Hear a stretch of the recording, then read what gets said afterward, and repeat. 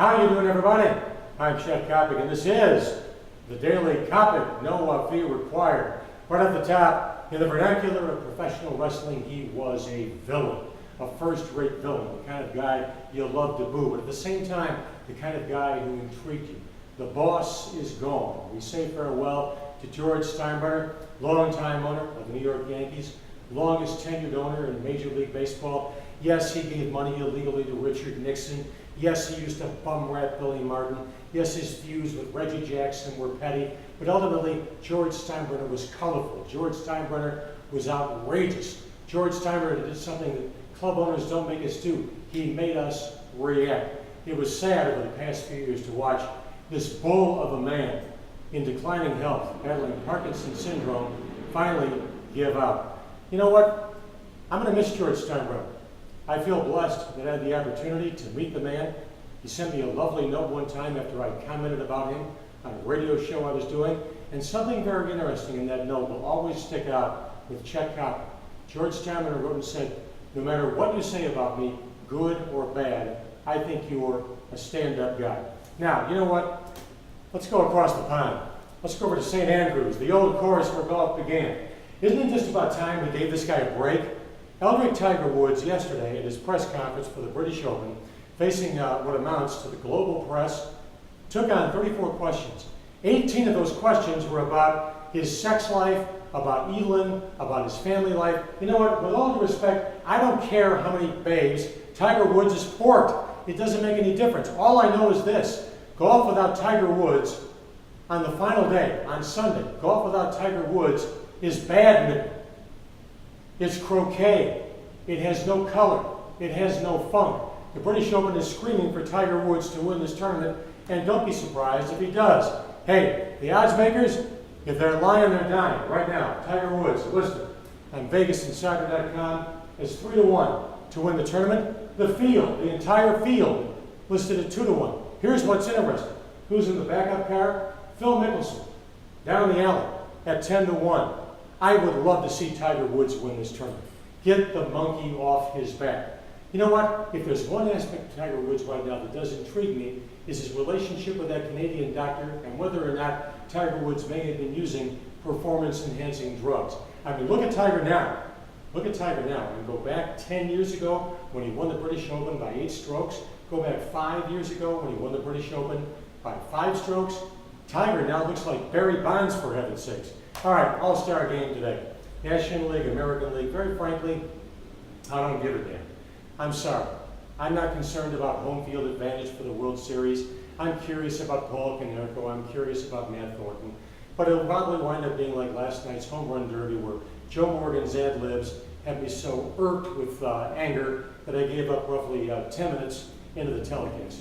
You know what I would like to see in an all-star game? I'd like to see a play like this. July 14th, 1970, absolutely unforgettable. Peter Everett Rose, a guy who I really, really like. Guy I'm proud to call a friend. Just drilling Cleveland Indian catcher Ray Fosse to score the winning run for the National League. If you saw a play like this in tonight's All-Star game, I guarantee you Commissioner Bud Selig would suspend the player involved for being over-aggressive in what amounts to an exhibition game. Anyway, your final score tonight, I want you to bet the over on the runs total at 9.5. The American League is going to win this ball game by a final score of 10-4. All right, well, it's only been 102 years. So do I have a solution for the Chicago Cubs today? You bet I do. It's time to reach out for a former employee. It's time to reach out to the United Center and hire Jay Blum, John McDonough's right-hand man. Jay is Senior Vice President of Business Operations for the Chicago Blackhawks. One of the smartest men you're ever going to meet in sports. A guy who is a marvelous, marvelous people person. He was Mac's right-hand man over at Wrigley Field in the marketing department for so many years. The Cubs right now should unload Crane Kenny, who is an absolute nitwit.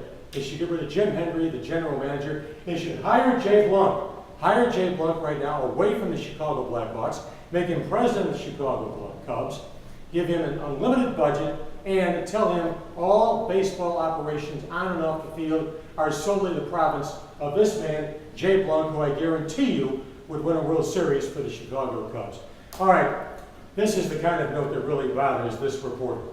I have learned that John Bon Jovi And by the way, John Bon Jovi is only about 12 years away from joining the Beach Boys.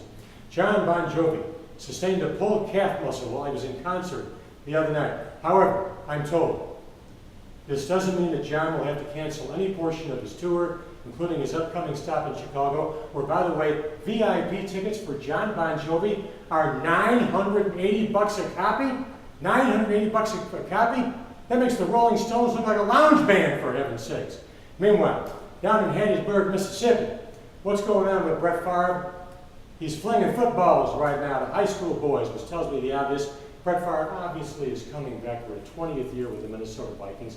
And why is Brett Favre coming back? For the $13 million? Of course, we all like money. But look at the core of young wide receivers Brett Favre has to throw to. Why wouldn't he come back? The Vikings, clear-cut favorites to win the National Football Conference North. Hey, you know what? I know Brett Favre took a beating last year in that loss to the New Orleans Saints. I know that last pick was ugly. But tell me this, if you're a Chicago Bear fan, who would you rather have quarterbacking the Bears this year? Jay Cutler or Brett Favre? Case closed. As we move on. All right, haven't you bought your copy of Fat Guys Shouldn't Be Dancing at Halftime? Here is where I burn up Cub fans from coast to coast. In one of my chapters in this particular book, under the heading Diamonds in the Rough, my baseball section, I talk about Wrigley Field in comparison to U.S. Cellular Field. Yes, I love the pristine beauty of Cubs Park. I love the manual scoreboard. I love the ivy, the whole 9 yards. But you know what? I like to be able to walk in a concourse. One of these days, there's going to be a grease fire down the left field line at Cubs Park, and 40 people are going to go up in flames. I'm serious about that. I love the wider concourses at the cell. I love the available parking at the cell where you don't get ripped off and have to park your car for $35 a copy.